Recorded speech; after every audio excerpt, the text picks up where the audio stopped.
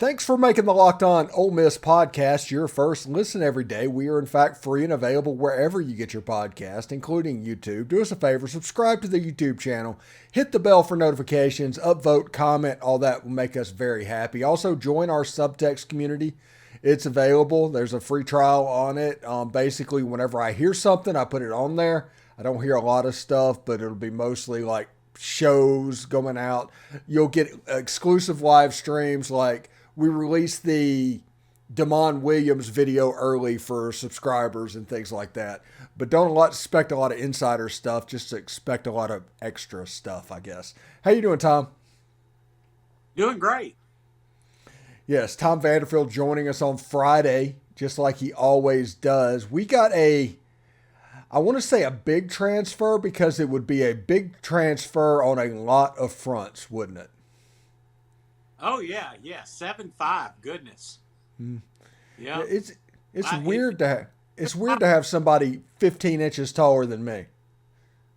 Exactly. You know, he looked at his stats. He doesn't score a ton of points, and he gets some rebounds, and he looked like he got nearly 5 blocks a game. So, and I'm excited because most of the people that our new coach Beard has targeted, it may have took a while to kind of let it dry, but he looks like he's doing pretty good. Well, I did the math today to where let's just count 6 players. That's like Morrell, Caldwell, Brakefield, and the 3 transfers. Just those players.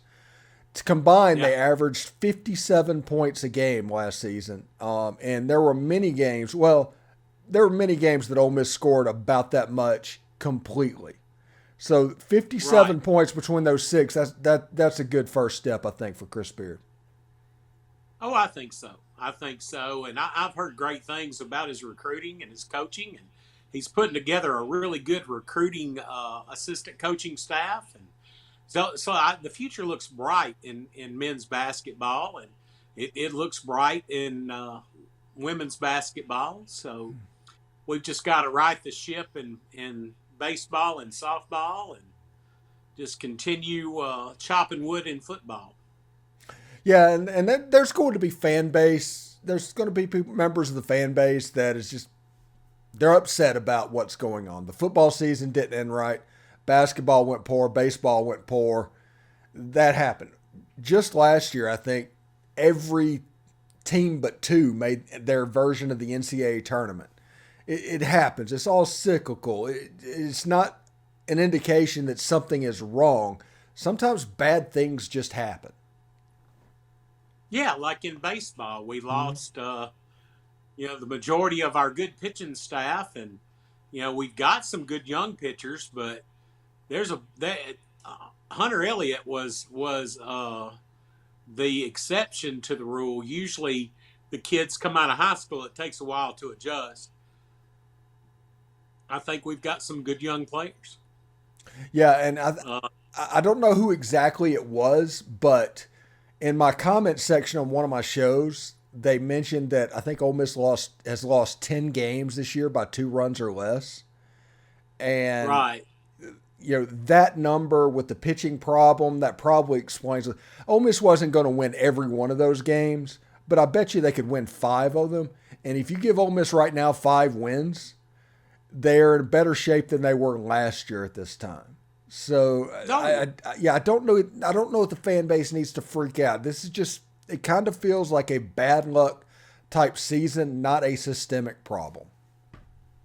Last year, everything had to come together perfectly for us to win a national championship. And this year, you're just seeing the opposite end of the spectrum. It's just, it's one of those, what can go wrong next? Yeah, it's one of those things where I'm like, everybody that just prayed for this national championship run to happen, everything that had to happen to come together, you're paying for it this year. This year, the check came due. Exactly.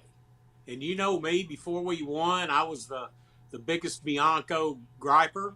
And I still get a little irritated and think that we leave some of our pitching in too late before we make a pitching change. But you know, you, stuff happens. Stuff happens. What's your take on the football version of the transfer portal? I think we've got some pans in the fire, pots in the fire, whatever you want to say. I think we're gonna. This is just my opinion. I think we're gonna concentrate at safety. Uh, Maybe if we can find a a, a, a DL, a possible Jack candidate, uh, we'll try that, and we're gonna try to get some more offensive line. I don't think we're looking at anybody else, man. I was surprised we took the kid from Jackson State. Now he's a good player, Hmm. and obviously they saw something in him. I mean, he's a tall kid, rangy kid, good hands. But I still think that we're gonna have to have some safety depth after what we had leave us, and we're gonna have to have some more DL depth as well. Taiwan Malone wasn't a starter, but he was a decent depth piece, and it'll be interesting because I know we're in on some kids.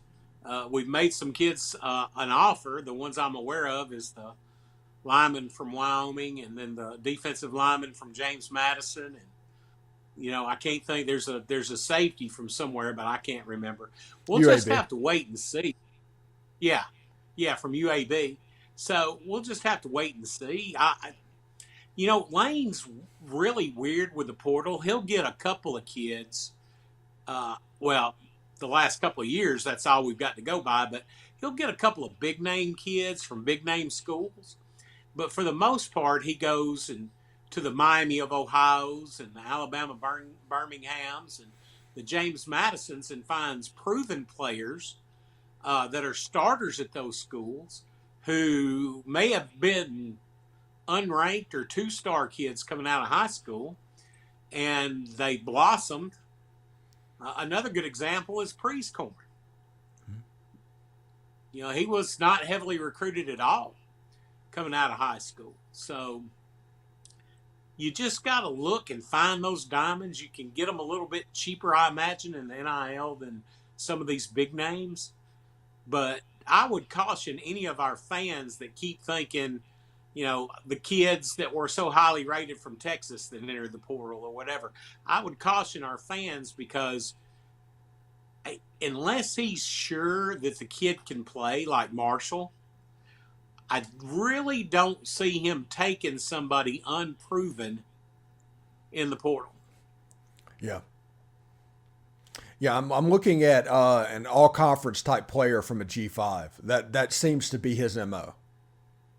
Exactly. And we've had good luck with those guys. Mm-hmm. I thought the kid from Miami of Ohio, Saunders, Mm-hmm. I thought he looked good in the spring game at safety. And, we signed him as a cornerback. But we've lost people at safety, and he's a big kid, and he's moved right in and accepted that responsibility. So, he'll be the guy that can do both. Now, one thing that intrigues me, and I can't remember if I read this on something you did or where I saw it, but somebody told me, or I read it, that our starting Jack is on campus and he's a starter, and he did not play in the spring game, and his name is Cedric Johnson. Yeah, I that's don't know if potential. I think it may not necessarily be a Jack. At that point, they may use him like a straight defensive end, but I do think Cedric Johnson, he's going to get the first look. Like what's going on down in Florida with DJ Holmes, we'll have to see what happens with. He got arrested for evading police, but there's no charge on top of that. So that kind of makes me wonder what is going on, because if he did something else, they would double charge him. But the fact that he just ran away, that I don't know how that goes. But I think in Florida it's an automatic felony charge, so don't read necessarily too much into that. That's going to end up getting pled down to a misdemeanor likely, unless something else pops up. But these jack Sometimes positions, these jack right. positions are tricky. They're doing anything. Exactly. Well, sometimes, I remember being a teenager, Mm-hmm. and the difference between me and him is he got caught. Mm-hmm.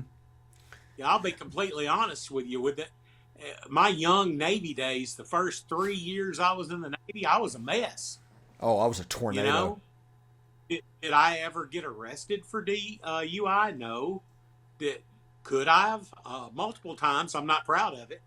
But, I was a typical drunken sailor. So, Mm-hmm. married a good woman and got all that stuff straightened out. But, I said that to say this. These kids are kids. And I think sometimes people forget. And people that want to point fingers need to think back when they were a teenager and be completely honest with themselves and go, I wasn't the sharpest tool in the shed when it came to stuff like that either.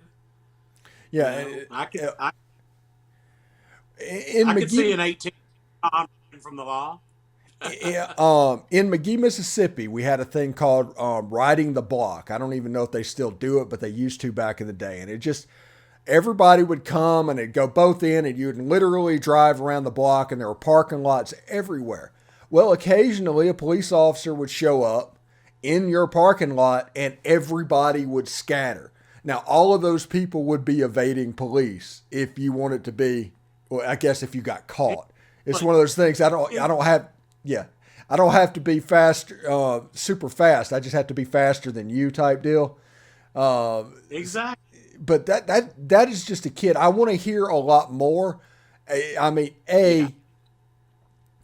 it could be something completely different that I'm thinking of, but whenever I hear just evading police and nothing else comes on, I either think he drove off when he was trying to get pulled over with a speeding ticket, or he ran away in a parking lot type situation. Because Pahokee, let's be honest, there's not a lot to do in Pahokee.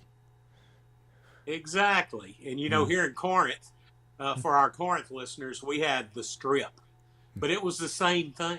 Mm-hmm. It was the main little strip there, and, folks hung out in front of the bowling alley or at the big arcade or anywhere up and down the strip. And, the cops would check people out from time to time and confiscate beer and other things from these kids.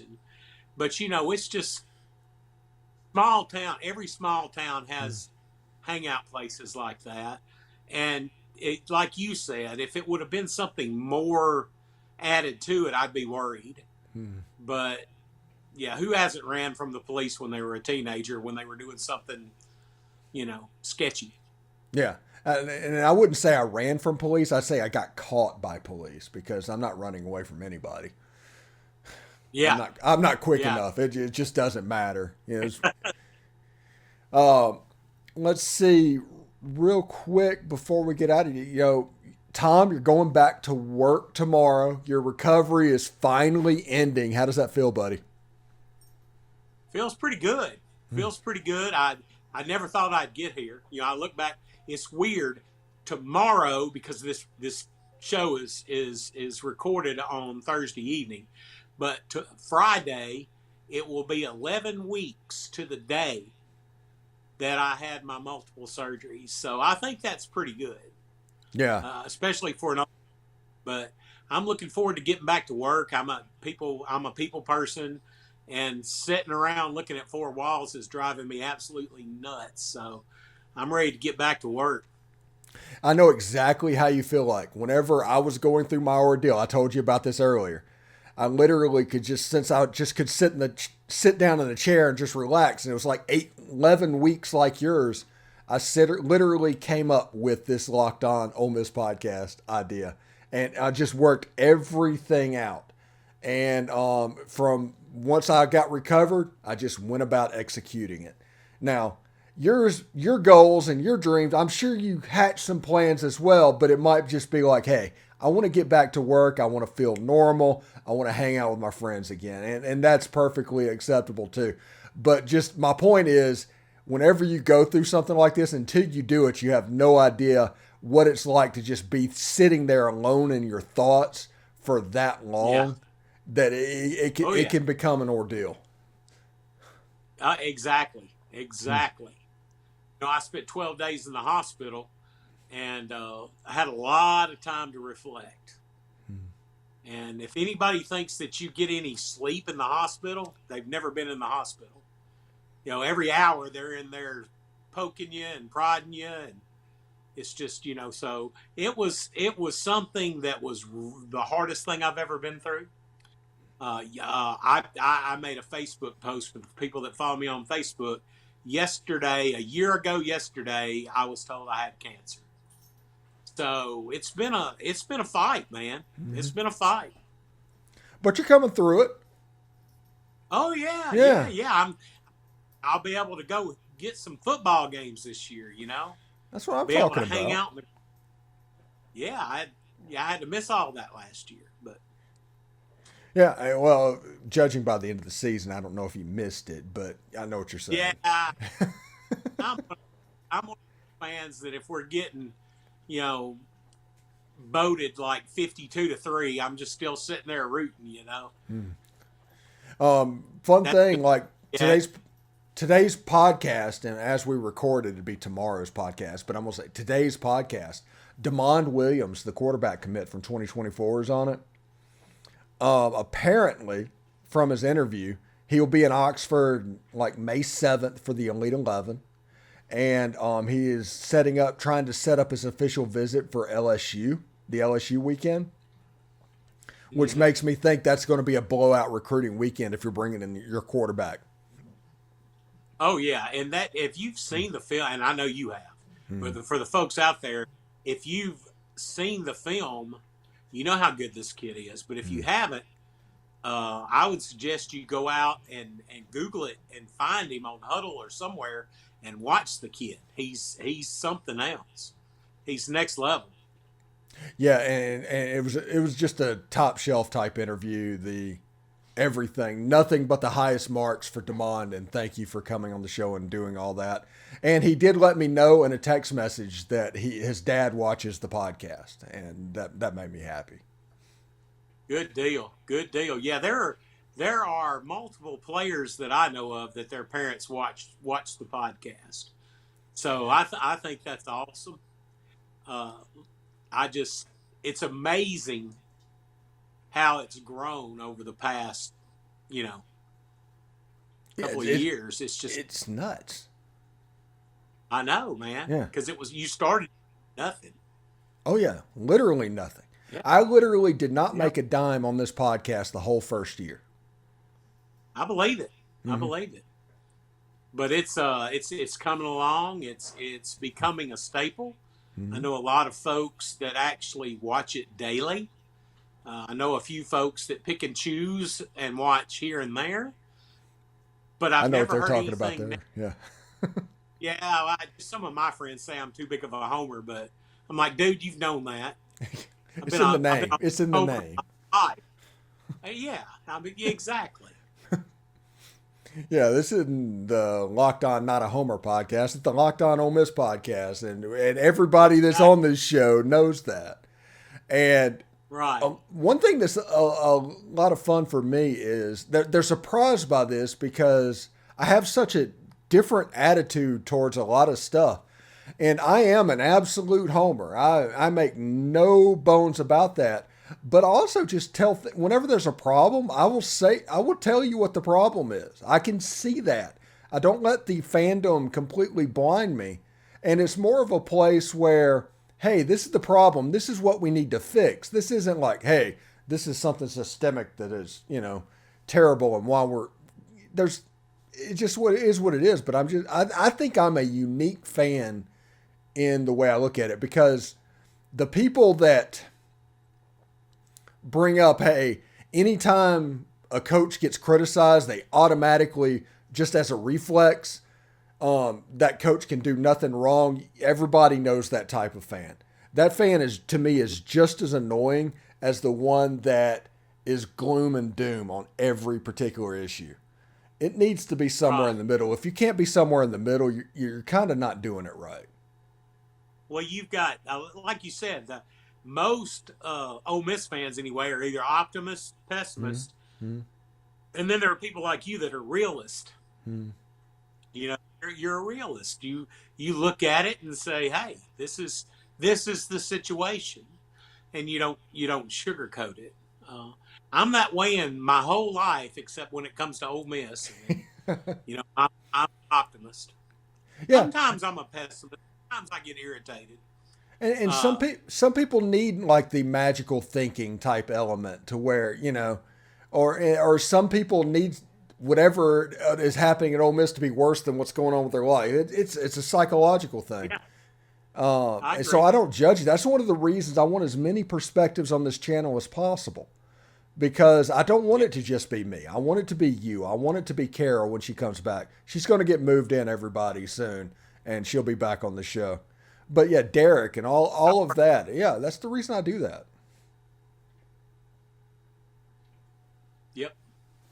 All right.